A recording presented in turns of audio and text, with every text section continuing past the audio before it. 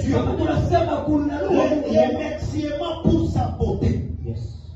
C'est tout simplement que nous préparons à la vie éternelle.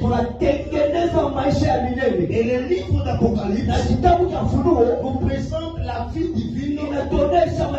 Et si nous ne louons pas Dieu maintenant, nous ne serons pas prêts pour la vie éternelle. Alléluia. Amen. Alléluia. Amen. Mais tu sais que dans la vie, il faut être reconnaissant. Dans la vie, si tu n'es pas reconnaissant, tu vas manquer beaucoup de choses. On doit reconnaître le bienfait de Dieu dans nos vies. Amen. Alors, certaines distinctions de la louange, la gratitude pour Dieu lui-même, de la louange et la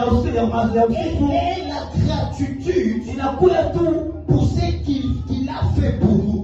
Amen. Amen. Amen. Alléluia. Amen. L'homme a toujours loué le Créateur. Il y a le louange le plus ancien. Par exemple, comme le psaume. Alléluia. Amen. Alléluia. Amen. Et quand le psaume, sa reconnaissance et la grandeur de Dieu dans tous les temps. Le son de chant de reconnaissance. Envie de chanter de chant de reconnaissance. Et Dieu, pour ce que Dieu a fait pour moi. Mais écoutez-moi, nous ne pouvons pas se tromper. Plutôt, on peut se tromper si on me demande quelque chose. Par exemple, en demandant pardon, on peut se tromper. Tu peux dire à Dieu, ce que tu n'as pas fait. Dans la louange, en louant Dieu, on ne peut jamais se tromper. On se trompe pas. C'est pour que je vous ai dit, la louange, c'est la prière. La prière originelle. Est-ce que tu peux dire à Dieu ce qu'il n'est pas? Est-ce que tu peux dire à Dieu ce qu'il n'est pas?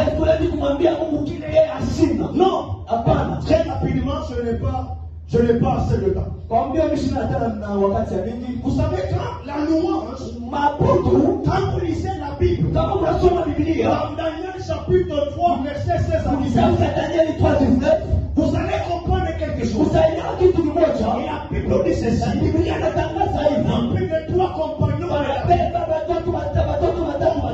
j'étais dans le fournaise, malgré la fourneuse, ils n'ont jamais cessé à louer Dieu. On doit louer Dieu, même quand tout va mal. Même quand les choses n'avancent pas, même s'il y a des blocages,